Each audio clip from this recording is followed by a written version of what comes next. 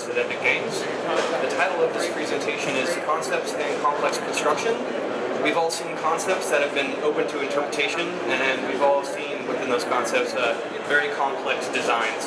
I would like to go over a few things that I do in the latest version of ZBrush to solve some of these problems. But first, I would like to go over my UI. This is something I'm doing now. Basically in the upper right there, you can see Next UI Layout. Click that until you get to Sculpt 01. I put some common functions there up at the top. You can see the store morph target. I'm a big fan of that one. On the left, a few materials to switch through and a few alphas I like.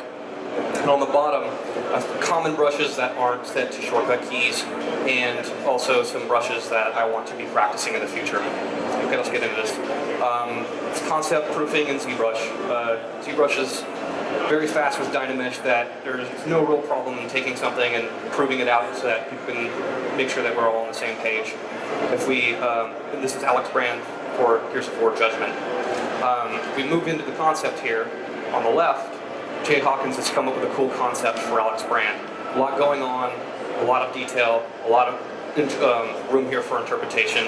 If we look at the breakout of this backpack over here on the right, everybody's going to see something different. People here are probably seeing something different. But with ZBrush and Dynamesh, we can get out a quick little Z concept to show to the lead, show to the art director, and get everybody on the same page, make sure that things are cool. So here's the actual backpack that I did for Alex Brand for Gears of War Judgment, using Dynamesh, just basically blocking out the basic forms of the backpack as I saw it. From there, I broke it up into some panels, and then I like to refine that a little bit before bringing it in for some detailing. And then there's the final backpack that I did detailed up. So here's a video displaying that I did for SIGGRAPH, going over this again. You'll notice I don't really add divisions or go into Dynamesh right away. I find that the topology kind of allows me to have some fun little inventive things that might just pop up. And here you can see I'm using the Move tool. I use the Move tool a lot. It's probably the #1 tool that I use in ZBrush, especially in these early parts where you're just trying to lay out the basic forms. I forgot a panel in the concept, so I need to get that panel in there. It's basically like a ramp brush with like a ramped alpha, and you can just drag that along and get another panel in there. And then with a pinch tool, I like to go in, hold Alt, maybe with a heavy brush mod, and just kind of pinch around those edges to kind of knock in a panel. Pinch is really good for forcing things into place. Still changing the proportions. It's never too late to change the proportions. That's the main thing that matters there. So I'm using a lot of Move, some pinch, maybe a little bit of trim dynamic. So this is something I like to do. Inflate allows to push some form really heavily and quickly, so I inflate it up, and then I get the flatten tool, and I just do some quick along the edges there, and just knock in a secondary little tech object. And I've done that at the bottom there as well. So that's just inflate and flatten it back and forth. It gets a nice volume chunky piece. So I'm not liking the proportions here between these two panels. They're sharing the same space. I don't like that at all. So I take a pinch brush, and with a large brush and a one swoop, I go across the panel and I change the relationship to more of a 70-30 ratio, which I like a lot better. I like the pinch brush with a large brush for that. And in ZBrush, I just reproportion the entire backpack in a couple little swoops there, and I like what I'm seeing. Okay, I'm getting a little more confident now. I'm liking the relationships of the shapes here a little bit better. So I'm using a little more trim dynamic, a little more pinch, and yeah, a little more flatten. But something's missing. You see this in Gears of War a lot. I need a 45-degree bevel here. So a trim dynamic with a long lazy mouse tail, and I drag it along the edge to just kind of knock in a little 45-degree bevel.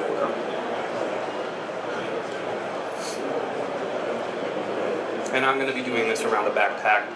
You'll see I do it on the outside edge right there, and around the bottom, and all over the place. So I'm using a lot more trim dynamic now. I know this is the part that I want to detail later, so I just kind of flatten it up with trim dynamic.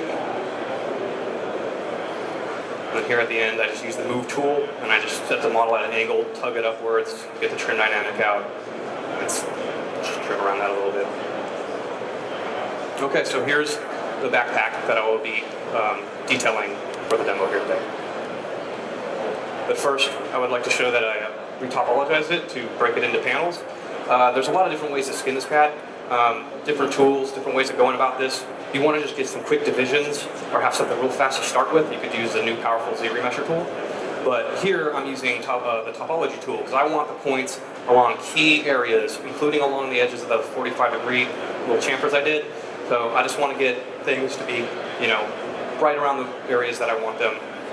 And I'm not putting a lot in between those spots in the panel so that things can kind of come out smooth there. And I end up with something like this. And here's a quick little slide to demonstrate that I might clean it up, split it into the panels, shell it, and then get it ready for detailing.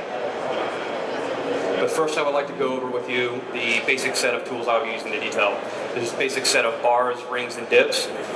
I find that if you use very basic alphas, you can come up with some really creative things. Forcing yourself to use these constraints, you can kind of come up with cool little details. And I would like to demonstrate that for you now. So live demo. Okay. Let's do this.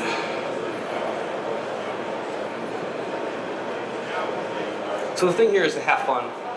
I use a lot of like drag dot and drag rec, and with these basic shapes here, this little we'll grab this bar,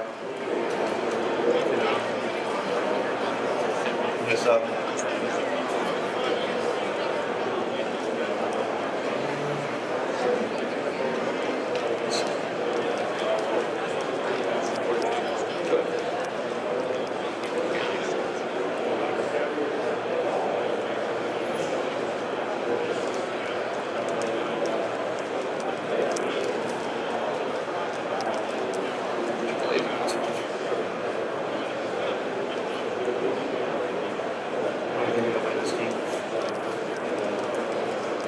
So these are in the concept, you know, these like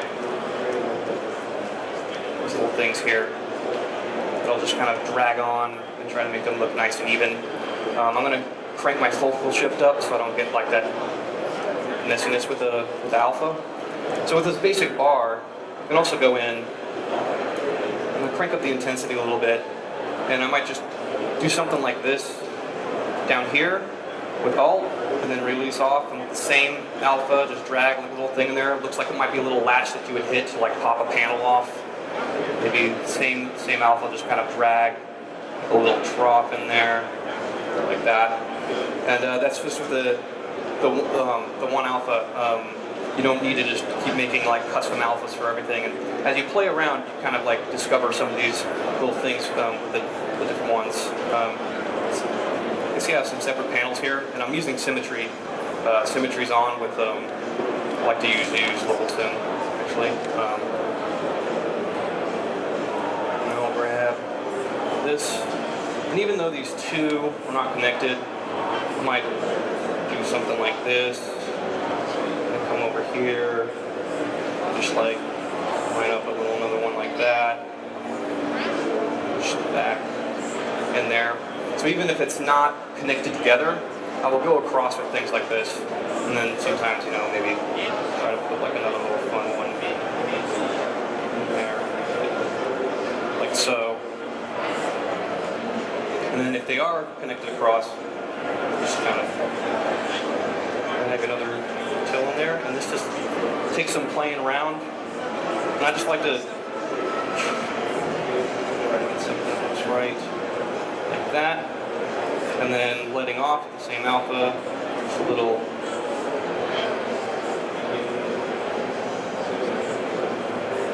just maybe like that. Just using the same alphas.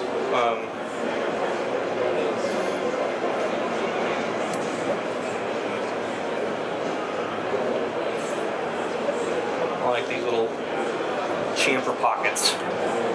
So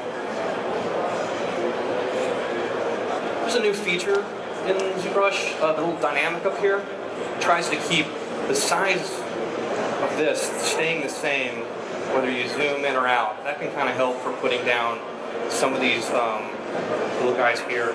I'm going to use a drag rec though on this and just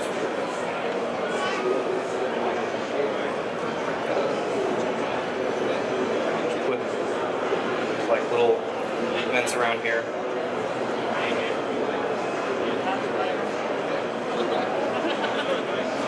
Like that. But that's pretty simple. Something that's kind of hard to do with ZBrush lately, but sometimes I like to try to kick things at an angle with the alphas. I'll play around and do something like that and get like it to distort. This is kind of fun to do.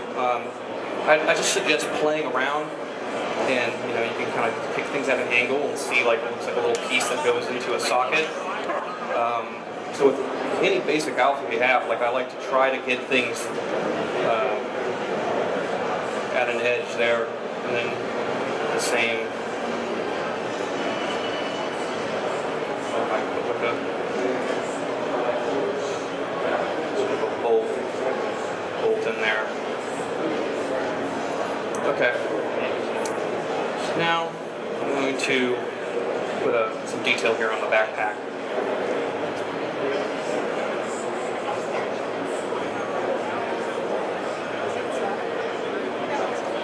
Just a little playing around to get it right. This. Like that. And then grab these thin rings here. Sometimes when I'm doing this, I like to turn off preference, edit, line curve, surface, and turn that off. Now it's not following the surface. Just focus on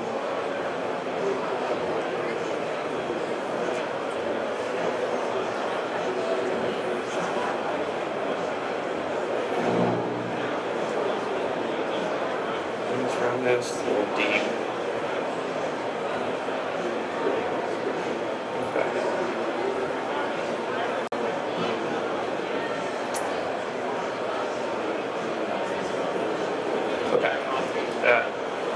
I like to do these kind of inside the little angled area as well.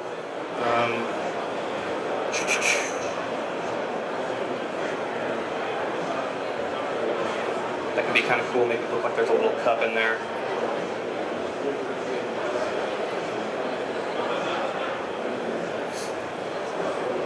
And bucket. So.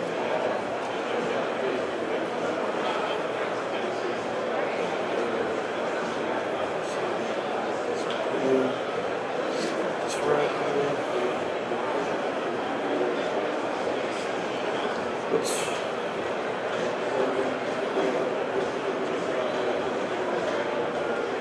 Like that.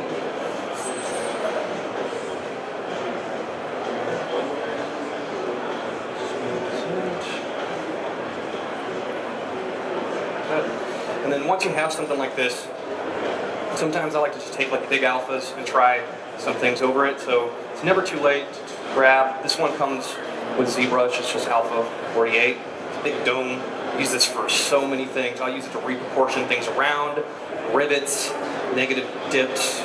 This one can be used for a lot. Let's go. Just drop this entire thing on top of it. So.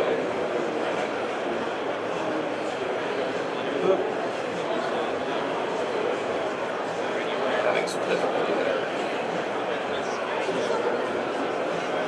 So it's never too late to just, pop something out like that. Usually you'll think about working with the large forms first, and then working down to the smaller details.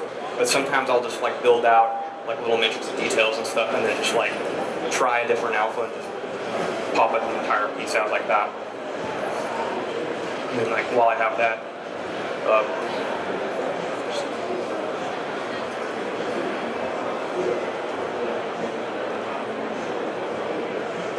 like this, like that. Grab the move tool.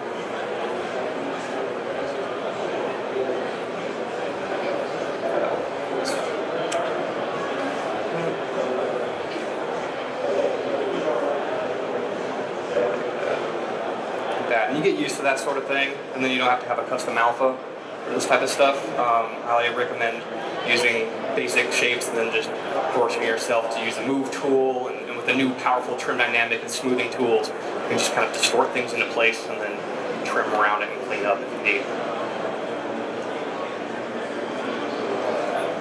Down here.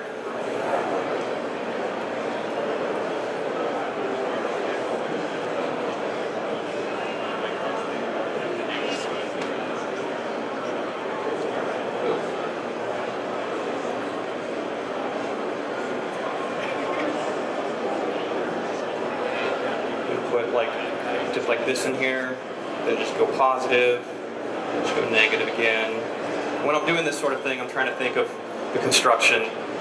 This is working really fast here, but the inside piece there, when you think about the story of the backpack, Alex Brand's like a really rough character. She's been taking the backpack, she's been throwing it on the ground, you know, banging up against the wall, taking cover. So you try to think of like, this is a rubber ring, it's being protected by this design of having a cup that goes inward like that. So when you're doing these things, try to think about the construction from the ground up. In fact, sometimes I like to build from the ground up, but in this case, I'm just starting from the top and pushing down.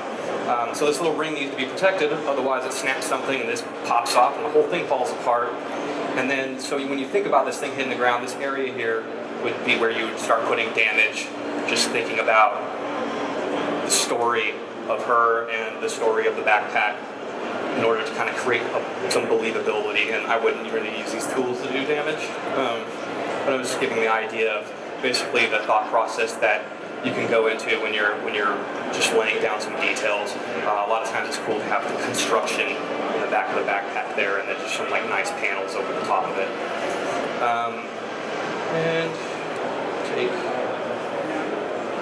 there's a thin bar in here.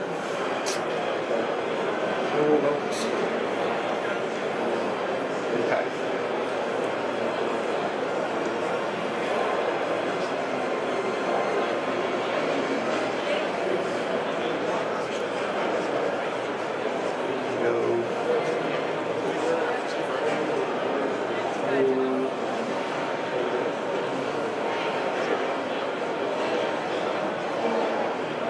Now I'm just putting splits on the backpack right over the other details. A lot of these splits are in our concept. And you can just do this like this, and then from the beginning I've stored a morph target. I keep that. I get upset if I forget to use it, because there's always some little thing that you can do, like take the morph brush here, take a hard focal shift, okay, like that, and we can get this back. We don't want that there. It goes by, and then with the morph brush, with things like this, you can come back in and just put in these cool little edges and stuff like that. And it's morphing it back to the original backpack. But with that little tool there, you have options to play with these sort of things, not having to painstakingly, deal with, sometimes you can take, when you get practice, this sort of thing, you just get a move tool, start pulling things at edges and stuff like that.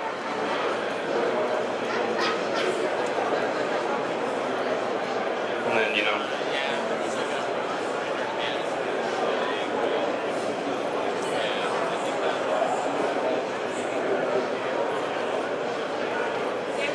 and who doesn't like rivets? You need to get some rivets in there, bring it together.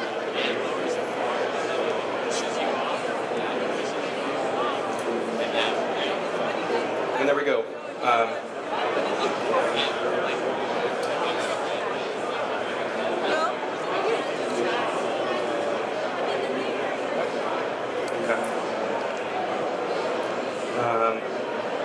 Here's the final backpack that I did for Alex Brand for Years Before Judgment.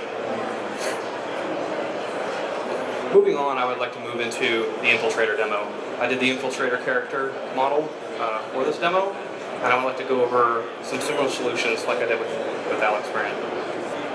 On the left here, we have an awesome concept by James Hawkins.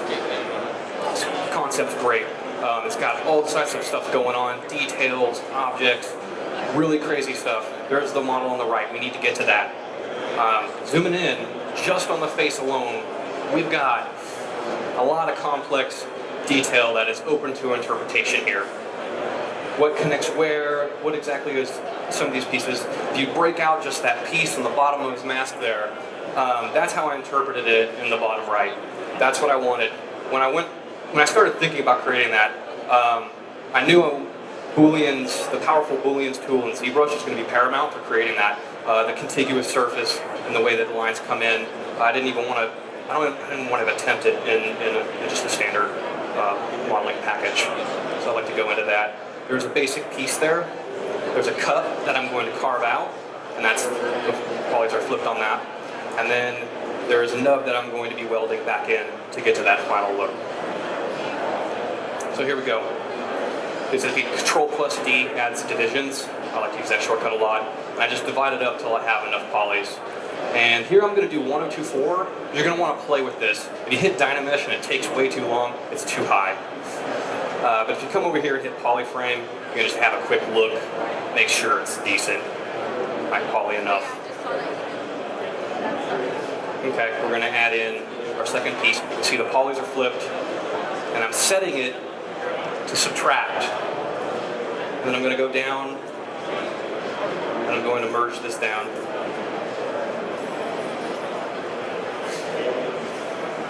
Hit OK. And then I control drag in the space, and it's going to carve this out, and you're going to notice some razor sharp edges. And I'm going to get into that later. There we go, that's cut out. And I'm just going to add in that third piece there. I'm going to leave that on addition by just leaving it alone. Select the base piece, hit merge down, hit OK. Once again, control drag, space. We'll gluing that together. And then I needed to clean it up a little bit. I think if I was a little more careful, I wouldn't have to, but the tools are awesome. It's just basically trim dynamic, smooth and polish, or flatten, and I have those set on shortcut keys, and I'm just basically smoothing the surface there and sharpening up on those edges coming in. I like to use a shiny material on stuff like this, and I don't look at the object. I actually just look at the shiny part, and I roll it across the surface to kind of see where it warbles. It feels robotic.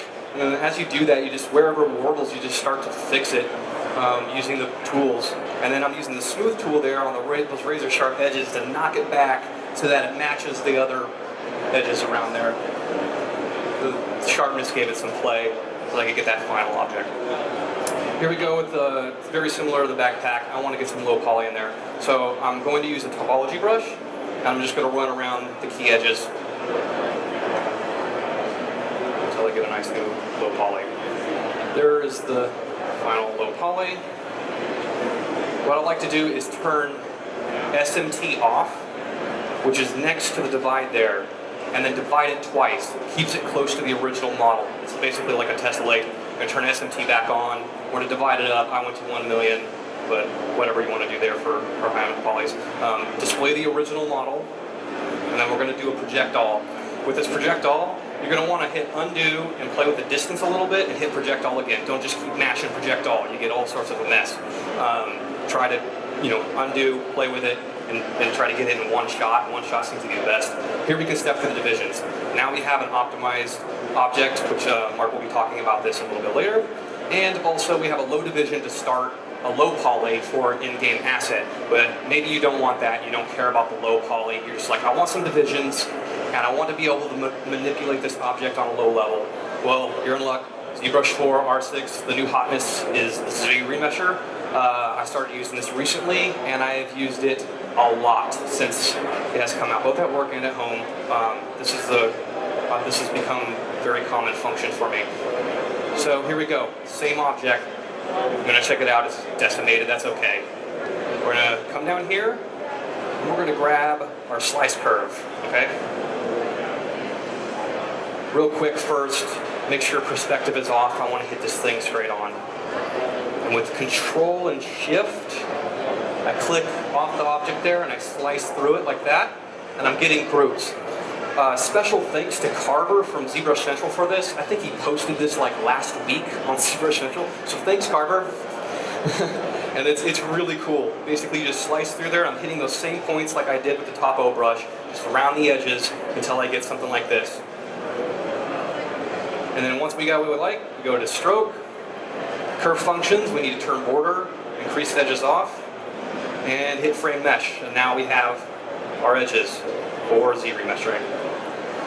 Go into Z-remesher. I set that to 1, target polygon, and I crank the curve strength all the way up. Why not? Try to get it as close to the guides as I can, and I hit Z-remesher.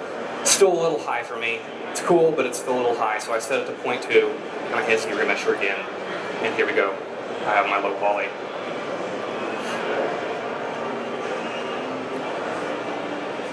And I display the original model very similarly. SMT off, a couple divisions, SMT back on, divide it up. In the interest of time, I just crank the distance up and hit project all. And there we go. I have my object with the divisions now. Really fast with Z-remesher. So there's the piece right there. And this is the previs image that I did for the team, so we can have an idea what it looks like, how things transform, the mask comes down, it's up. Just an overall pre-visualization image. A lot of the objects you see here use the methods I was talking about, so booleans, cutting out edges and stuff like that, and using Dynamition, just getting out a quick concept of things. But this isn't the entire character. The entire character is right here. This is broken up into separate ZTL files. Each thing that you see here is its own ZTL file.